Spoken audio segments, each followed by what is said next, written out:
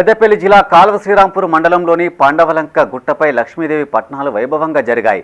ఏటా శ్రావణ మాసం సందర్భంగా వివిధ ప్రాంతాలకు చెందిన భక్తులు పెద్ద ఎత్తున ఇక్కడికి తరలివచ్చి అమ్మవారికి మొక్కులు చెల్లించుకోవడం ఆనవాయితీగా వస్తుంది. రద్దీ దృష్ట్యా భక్తులకు ఎలాంటి ఇబ్బందులు కలగకుండా నిర్వాహకులు తగిన ఏర్పాట్లు చేశారు.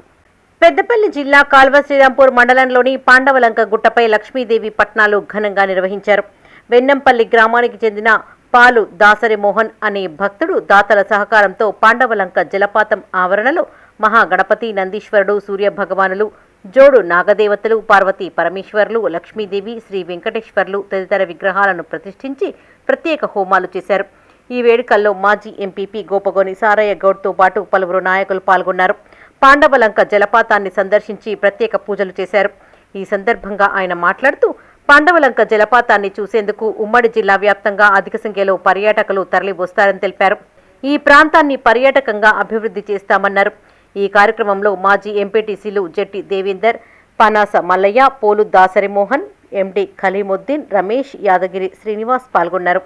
పాండవులు అరణ్యవాసం వెళ్ళేటువంటి కాలంలో ఈ ప్రాంతంకి వచ్చి ఈ ప్రాంతంలో కూడా బస చేసి ఇక్కడ కూడా నివాసం ఏర్పరచుకొని కొద్ది రోజులు ఇక్కడ ఉన్నటువంటి సంస్కృతి చరిత్ర మనం చరిత్ర పుటల్లో చదువుతూ ఉంటే తెలుస్తుంది. కాబట్టి ఆనాడు ఇక్కడ శివుడు, తర్వాత శ్రీరామచంద్రుడు కానీ, ఆ తర్వాత లక్ష్మీదేవత కానీ, నాగ దేవత కానీ, తర్వాత రకరకాలైనటువంటి దేవతలను ఇక్కడ పొందుపరుచుకొని వారు ఈ ప్రాంతంలో పూజలు చేసినటువంటి పాండవుల లోక ఈ ప్రాంతం. కాబట్టి మీరు చూసినట్లయితే లక్ష్మీదేవర్లు అంటారు, అంటే లక్ష్మీ అమ్మవార్లు.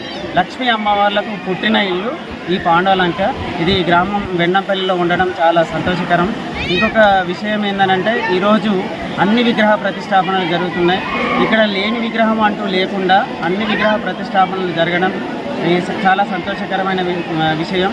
ఆ విగ్రహాల పేర్లు ఒకసారి చెప్తున్నానండి.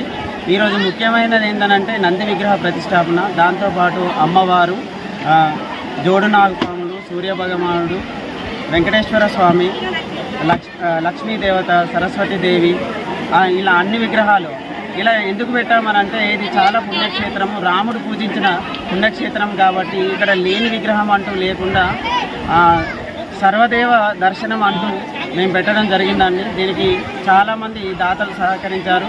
అందులో ముఖ్యంగా సహకరించిన వాళ్ళు నేను.